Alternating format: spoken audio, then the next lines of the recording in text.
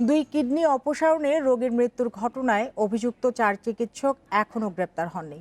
মামলা হয়েছে 1 সপ্তাহ আগে। নিয়মিত অফিসও করেছেন, কিন্তু কোনো ব্যবস্থা নেওয়া হয়নি। বুধবার বিভাগীয় ব্যবস্থা নেওয়ার আশ্বাস দিয়েছে বঙ্গবন্ধু মেডিকেল বিশ্ববিদ্যালয় কর্তৃপক্ষ। সেটাও হলো মানবাধিকার কমিশনের তদন্ত দলের সঙ্গে বৈঠকের পর। একটি কিডনির সমস্যা নিয়ে 2018 সালে বঙ্গবন্ধু মেডিকেল বিশ্ববিদ্যালয় হাসপাতালে ভর্তি হন চলচ্চিত্র পরিচালক রফিক শিকদারের মা রওশন আরা। ইউরোলজি বিভাগের প্রধান হাবিবুর রহমান দুলালের নেতৃত্বে তার কিডনিটি অপসারণ করা হয়।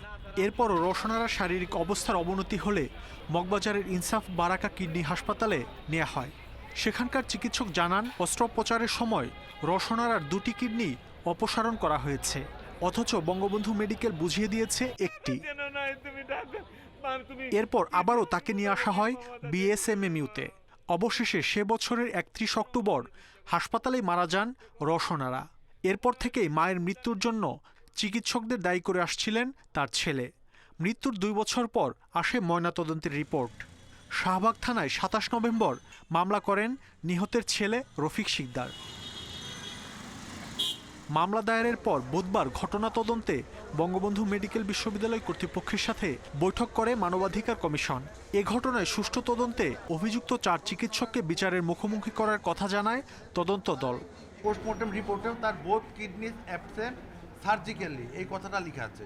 তার মানে অপারেশনের আগে তার 2টো কিডনি ছিল এবং অপারেশনের পর তার 2টো কিডনি নেই। দুলাল সাহেব এবং ওই অপারেশনের সাথে সম্পৃক্ত সবাই এখানে কর্মরত আছেন এই মুহূর্তে। পরবর্তী ওই রওশন আরার ছেলেরা বাদী হয়ে যে মামলা করেছেন সেই মামলার কারণে ওনারা আজকে অনুপস্থিত অথবা পলাতক ওনারা, কিন্তু ওনারা এখানে ওই 2 বছর থেকেই কর্মরত আছেন মহামান্য হাইকোর্টের ওই শোকজ বা রুল জারির পরও। এখন হাসপাতাল কর্তৃপক্ষ বলছে অভিযুক্তদের বিরুদ্ধে তদন্ত সাপেক্ষে নেওয়া হবে বিভাগীয় ব্যবস্থা। বিভাগীয় ব্যবস্থা প্রক্রিয়াধীন আছে। আর সবচেয়ে বড় জিনিস, যখন একটা বিষয় কোর্টে চলে যাবে তখন কিন্তু কোর্টের সিদ্ধান্ত কিন্তু আমাদের জন্য পূর্ণাঙ্গভাবে পালনীয়। এখন কোর্টে বিচারাধীন আছে, ওখান থেকে যা কিছু হবে সে অনুযায়ী আমরা বাকি ব্যবস্থা করব। পুলিশ বলছে সর্বোচ্চ গুরুত্ব দিয়ে চলছে এ মামলার তদন্ত কাজ। আসামি ধরার জন্য আমাদের যেসব কার্যক্রম চালাতে হয় সেটা আমরা পরিচালনা করছি। ইনশাল্লাহ আমরা অতি দ্রুত একটা পজিটিভ আউটপুট দিতে পারবো আশা করছি। এতদিন মামলা না নেয়া ও ময়নাতদন্তের রিপোর্ট দিতে দেরির কারণ জানতে শাহবাগ থানা ও ঢাকা মেডিকেলেও যাবে মানবাধিকার কমিশনের তদন্ত দল। মাহমুদ শরীফ, ইন্ডিপেন্ডেন্ট নিউজ, ঢাকা। এ নিয়ে আলোচনা করতে রাজধানীর রামপুরা থেকে আমাদের সাথে যোগ দিয়েছেন নিহত রওশন আরার ছেলে রফিক শিকদার, এবং বনশ্রী থেকে আছেন জাতীয় মানবাধিকার কমিশনের পরিচালক মাহমুদ ফাইজুল কবির এবং রফিক শিকদার। আপনাদের দুজনকেই স্বাগত জানাতে চাই। প্রথমেই চলে যেতে চাই রফিক শিকদারের কাছে। আপনার কাছে যেটি জানতে চাই যে এই 4 ডাক্তারকেই কেন আপনি অভিযুক্ত করেছেন?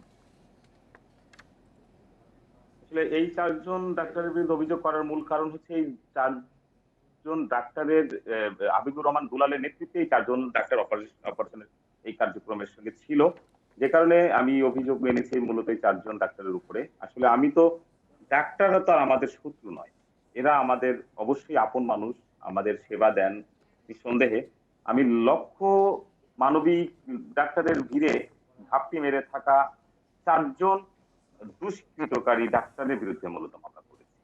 আমার যুদ্ধটা মূলত এই দুষ্কৃতকারী এই ডাক্তারের সঙ্গে, কারণ উনি আমার মায়ের কিডনি কেটেছেন এবং আমি মনে করি চুরি করেছেন। না করলে উনি প্রথম দিকে কিডনিটা অস্বীকার করলেন কেন? উনি বারবার কেন একই যুক্তি দেখিয়েছিলেন? প্রায় 20-25 দিন ধরে যুক্তি দেখাচ্ছিলেন কিডনি আছে, কিডনি কাটেন নাই এবং কিডনি নন ফাংশনাল থাকার কারণে নন ভিজুয়ালাইজড হচ্ছে।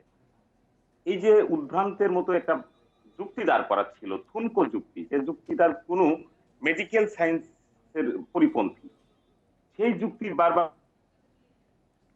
দেখাচ্ছিল আমি শিখলে কিন্তু আমি আমার মায়ের কিডনি প্রতিস্থাপনের সুযোগটা পাবো। উনি স্বীকার করছিল না। দীর্ঘকাল উনি যখন গণমাধ্যম যখন বিষয়টার উপরে সোচ্চার হয়ে উঠলো, তখন উনি একটা সময় বুঝতে পারলেন, তার বিপদ বুঝতে পেরেই কিন্তু তিনি দায় স্বীকার করলেন এবং আমার কর্মস্থল বাংলাদেশ চলচ্চিত্র উন্নয়ন কর্পোরেশনে এসে আমাদের পরিচালক সমিতি, প্রডিউসার অ্যাসোসিয়েশন, এদের সাথে বসে উনি একটা মুসলেখা দিলেন 300 টাকার স্ট্যাম্পে, দায় স্বীকারোক্তিমূলক, এবং উনি বলেন আমার মায়ের কিডনি প্রতিস্থাপন করে দিবেন। আমরা কিডনির মানে ব্যবস্থাও করেছিলাম, আমার খালার কিডনিটাও দেওয়ার জন্য প্রস্তুত ছিল আমার খালা। উনি মুসলেকা দেওয়ার পরেও রফিক শিকদার, কিডনি আপনি সাথেই থাকুন। প্রতিস্থাপনের এবার জন্য একটু যেতে চাই মাহমুদ ফাইজুল কবিরের কাছে। মাহমুদ ফাইজুল কবির, আপনি শুনছিলেন রফিক শিকদার যে অভিযোগগুলো করছিলেন, সেগুলোর আপনারা প্রমাণ পেয়েছেন কিনা? এখনো তো তদন্তাধীন, তবে আজকে যেটা দেখলাম এবং প্যাথোলজিক্যাল রিপোর্টগুলো দেখিয়েছে মৃত রওশনারার দেহে, আমি আগেও বলেছি যে কিডনি দুটো ছিল, বিভিন্ন প্যাথোলজিক্যাল টেস্টে সিটি স্ক্যানে এগুলো এসেছিলেন। অপারেশনের পর বিআরবি টেস্ট করা হয় এবং ল্যাবে যে টেস্ট করা হয় সিটি স্ক্যান, সেখানে রওশনারার দেহে কোনো কিডনির অস্তিত্ব ছিল না। পরবর্তীতে পোস্টমর্টম রিপোর্টেও লেখা ছিল বোথ কিডনিস আর অ্যাবসেন্ট। আর আমরা মূলত যেটা আজকে গিয়েছিলাম বিএসএমএমইউতে, যে প্রতিষ্ঠানের পক্ষ থেকে কোনো ব্যবস্থা গ্রহণ করা হয়েছে কিনা।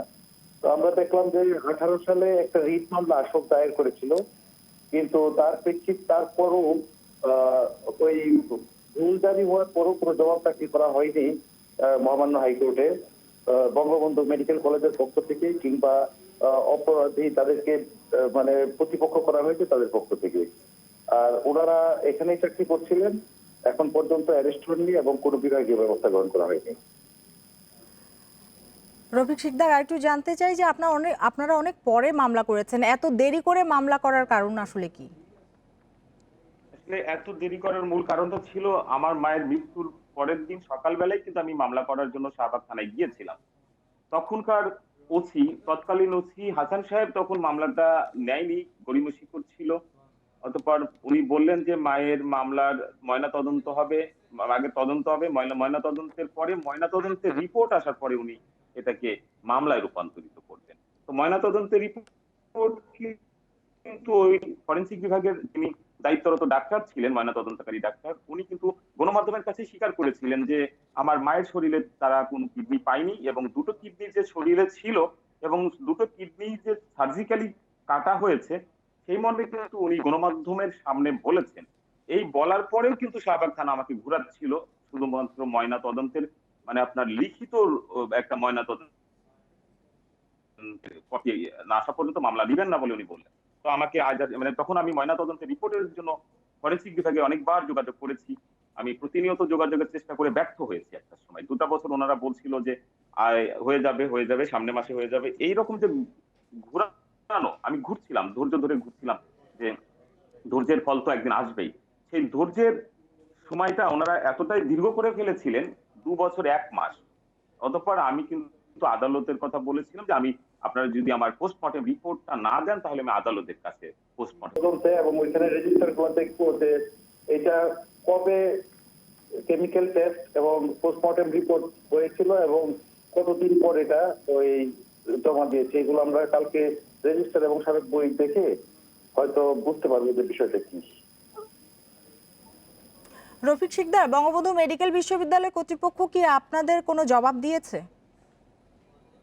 না, সবচেয়ে দুঃখজনক বিষয়টা হচ্ছে আমার মায়ের কিডনি দুটো কাটার পরে অতঃপর মা কিন্তু যুদ্ধ করে মারা গেলেন, জীবন যুদ্ধে হেরে গেলেন।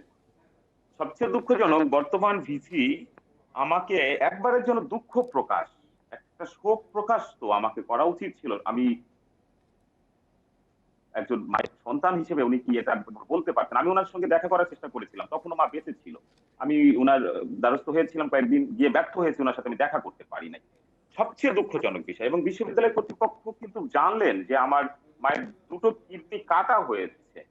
যেহেতু ওনারা কেটেছেন, তাহলে আমার উপরে ওনাদের একটু মানবিক দায়বোধের জায়গা থেকে হলে কিন্তু ওনাদের একটা শোক পানি হোক যে কোনো বলা উচিত ছিল। আমাকে ডাকাও হয়নি। এমনকি সবচেয়ে অবাক করার বিষয় যে ওনারা তদন্ত কমিটি করেছে, যেটা নিয়ে আমার শুরু থেকেই আপত্তি ছিল যে মানে তদন্ত কমিটিটা ছিল যেন মামার বাড়ির তদন্ত, যেন মায়ের উপরে, এরকম একটা বিষয় ছিল।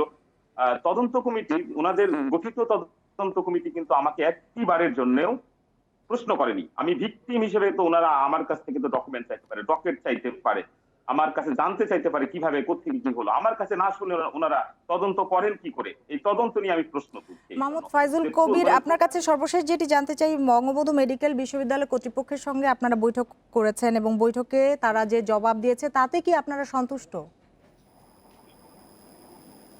আপাতত সন্তুষ্ট হওয়ার মতো কোনো কারণ নেই, কারণ তাদের যে তদন্ত প্রতিবেদনটা পুরানো আজকে আমরা সংগ্রহ করেছি, এটা অনেকটা মানে রিসার্চ টাইপের তদন্ত প্রতিবেদন, যে মৃত রোশনারার কিডনিটা কোন প্রকৃতির ছিল, এটা কি হর্স শু শেপের ছিল না নর্মাল ছিল, এটার উপরই মূলত তদন্ত প্রতিবেদন আলোকপাত করা হয়েছে।